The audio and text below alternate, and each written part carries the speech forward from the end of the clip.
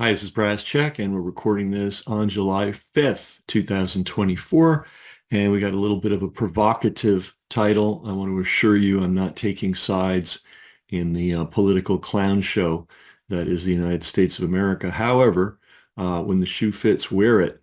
So the title of today's presentation is Nazis, Zionists, and Democrats. And I seem to be having some problem with my camera. I have no idea how to fix it.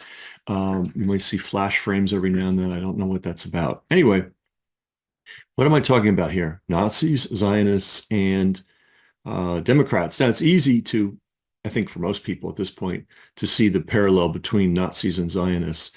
It seems a little extreme to lump the Democrats in with them. I'm not lumping them all together for their lack of morality and their willingness to inflict massive harm on innocent people.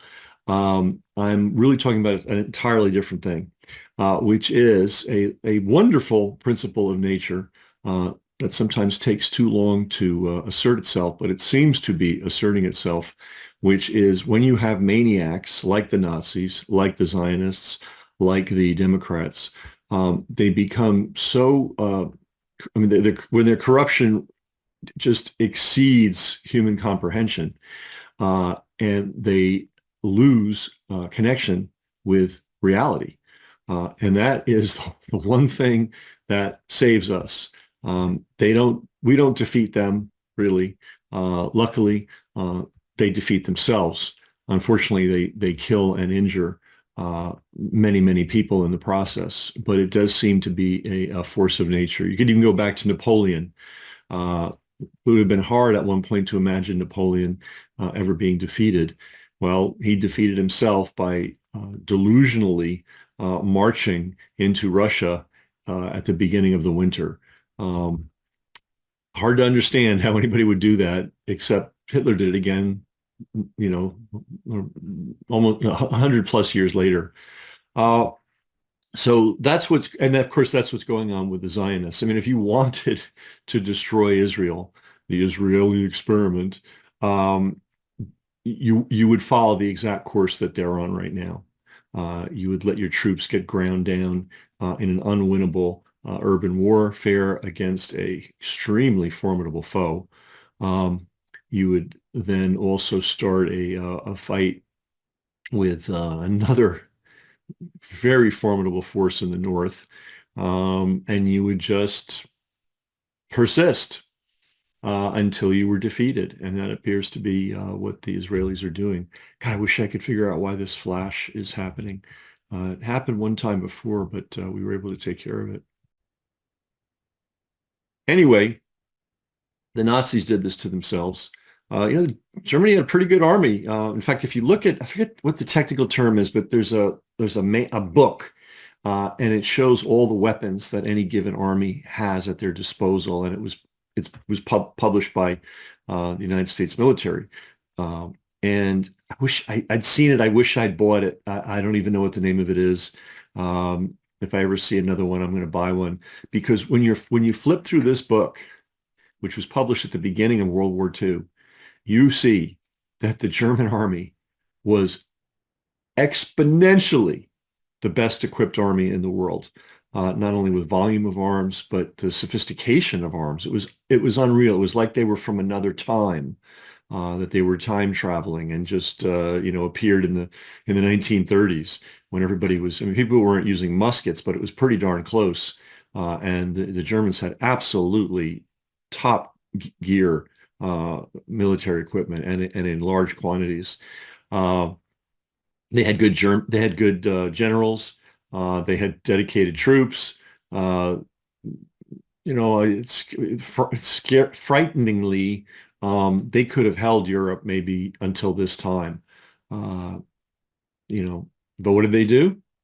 In their delusional, we are the Ubermensch mentality, they thought they could do more than they could actually do. And I believe there were a lot of generals in Germany that saying, hey, guys, we can't do all this crazy stuff you're doing. But the leader, der Fuhrer, and we've got a Fuhrer in Israel, and we certainly have a Fuhrer in the United States, decided that they were going to he was going to violate the laws of basically the laws of reality did not apply to him. So he was just going to do whatever he wanted to do. You know, there were German generals that tried to kill Hitler. Too bad they didn't succeed. But Nazis, they defeated themselves. Again, the Zionists, same thing. I mean, at one point, they had such an extraordinary advantage militarily, commercially, financially, even politically. They could have kept that scam of theirs running till the end of time, but they had to push it. You know, they decided, we haven't stolen enough. This is the Nazis' problem too. We haven't stolen enough. There's more to steal. And okay, you're going to do that? Okay, good luck to you. Be prepared. They weren't prepared. They have a garbage army. It's all reservists. None of them have battle experience. They're getting it now. But you just see the footage, not on mainstream news media, but people that are analyzing this. And they're Boy Scouts have more battle sense than some of the people the Israelis are putting up and putting into this thing. And the other side's not giving up, and the other side's quite crafty, and the Israelis cannot accept that. So they're just going to keep grinding it out, and they're going to keep destroying their army and their military, and they're going to engage in fights they can't win. And as many people have said, it seems to be the goal of um, Netanyahu and some of the other Israeli Zionist psychos is to draw the United States into this war. And heaven forbid that that happened. Uh, that would be the end of us. Maybe not militarily, maybe we'd even win. But what's the shred of our reputation around the world would be finally destroyed forever. And our government and the people that are in it would be perceived very clearly without any confusion for what they are. Uh, so I hope that doesn't happen. Um, and then the Democrats, they in their own way murder and destroy as many people as the Nazis and the Zionists. Just look at the prolongation of a war that should have ended a long time ago in the Ukraine. They're funding that. They're making that possible. They're making the slaughter of Ukrainians possible, the slaughter of Russians troops possible, the terrible wasting of that country, the terrible wasting of resources, the terrible wasting of American resources. Um, but they're going to keep persisting. And they're going to ignore the fact that for all its challenges, Russia is a formidable country. And it has a formidable military that's getting more formidable all the time. And that is a pattern of the Russian military. They kind of start out a little disorganized and less than effective, and they just grind it out. Um, you know, catastrophe. And that's a democratic, and the Republicans are involved, some are involved in it too, but it is a democratic project. Uh, and it is based on what? Going back to the theme of this, delusion. And now we've got, we all knew before he ran for president that Joseph Biden was like, I don't know if senile is the word, or suffering from dementia, or just, ready to retire, right? Ready to just take it easy, pick up a hobby or do whatever. Shocking that he ran, shocking that he won. And then to add to the shock, the mainstream news media has been protecting him from the idiots. I mean, apparently this shocks this I can hardly believe.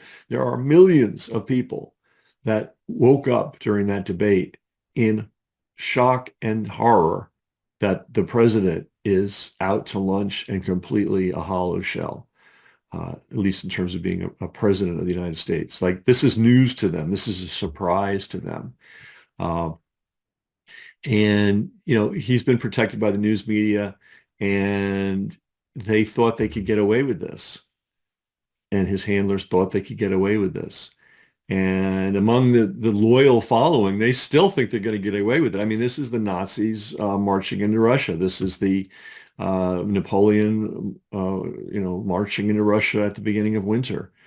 This is the Israelis throwing inexperienced reservists at very well-trained, very serious fighters who have their back to their wall. Little piece of advice: if you don't get into a fight with somebody that has nothing to lose.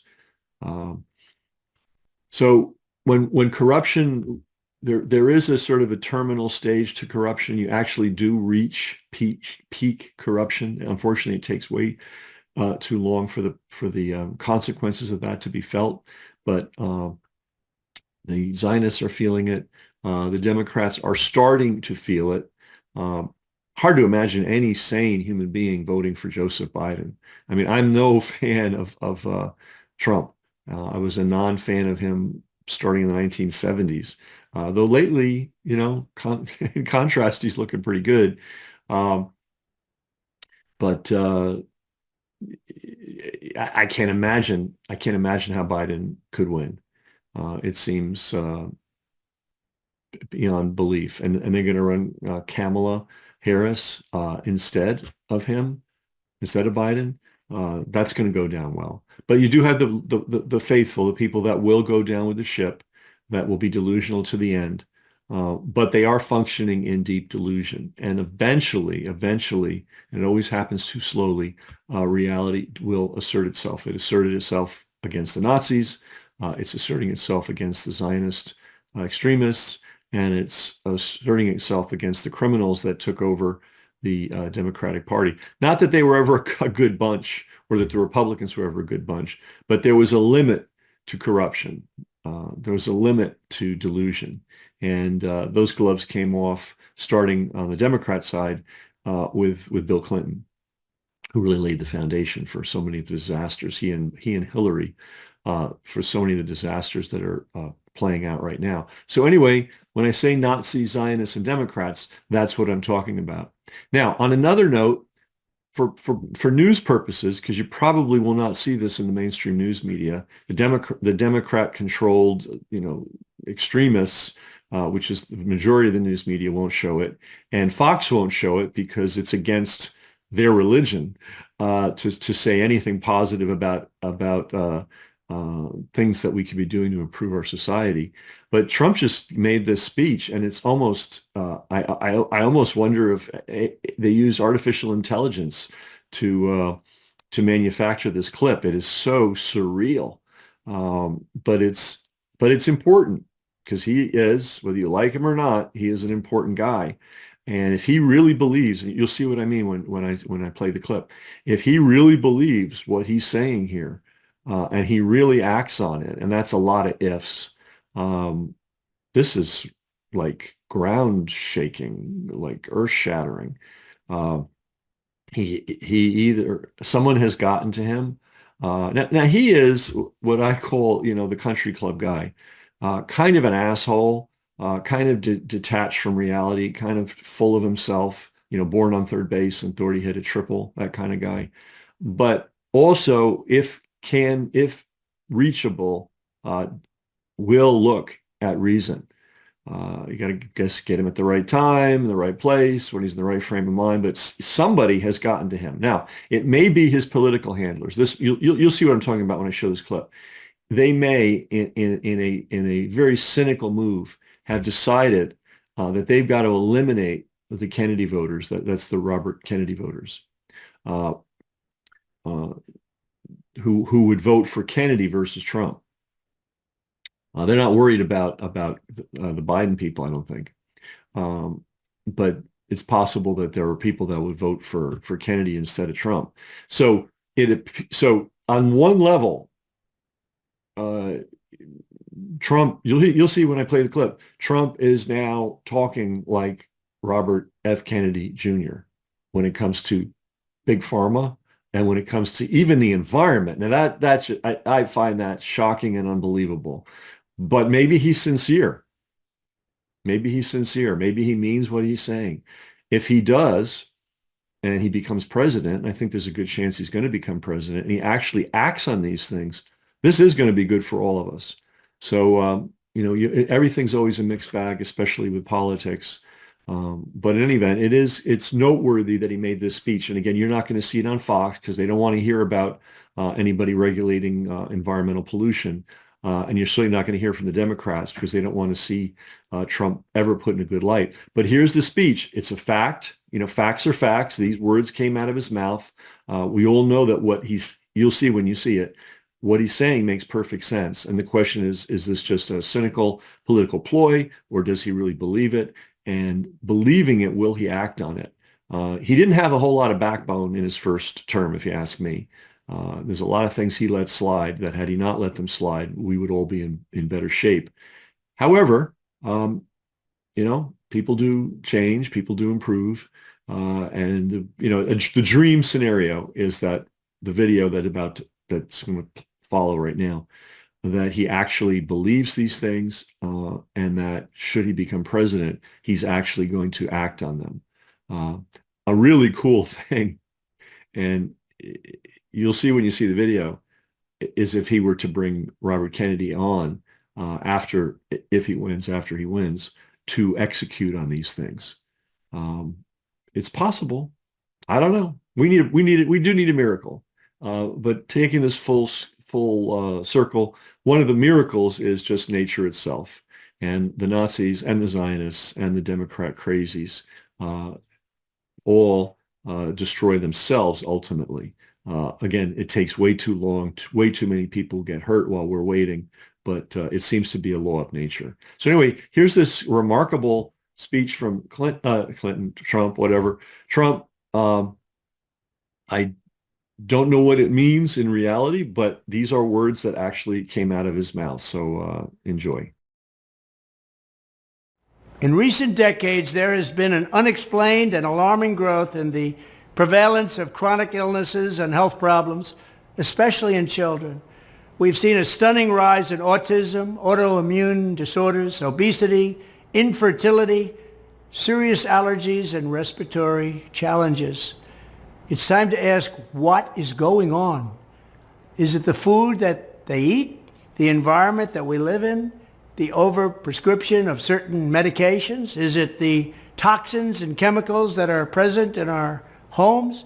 Every year we spend hundreds of billions of dollars to treat these chronic problems rather than looking at what is causing them in the first place. Too often our public health establishment is too close to big pharma. They make a lot of money, big pharma, big corporations and other special interests, and does not want to ask the tough questions about what is happening to our children's health. If big pharma defrauds American patients and taxpayers or puts profits above people, they must be investigated and held accountable. When I'm back in the White House, I will establish a special presidential commission of independent minds who are not bought and paid for by big pharma, and I will charge them with investigating what is causing the decades-long increase in chronic illnesses. I understand big pharma, I believe, better than anybody else. I know where they're coming from. And then I will ask them to publish recommendations for how every American child can have a safe and healthy childhood. This is a conversation that is long overdue, and it's a conversation that American families deserve.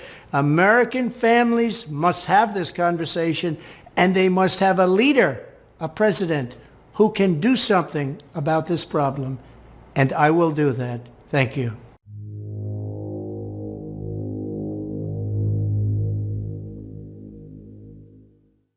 Brass Check TV, free to you, not free to us. We've got a server bill, we've got an email software bill, we've got a tech helper bill, and that happens every month. So to everybody that is supporting us financially, that's paying for their subscription in one way or another, we really appreciate it. If you're not, consider doing so. Everybody's got money for the newspaper and the cable bill and all that. Do you have money for media that's actually serving you? That's really the issue here. And when you help us, it allows us to get this information out to the world. So thanks to all our supporters, and if you're not a supporter already, please consider becoming one.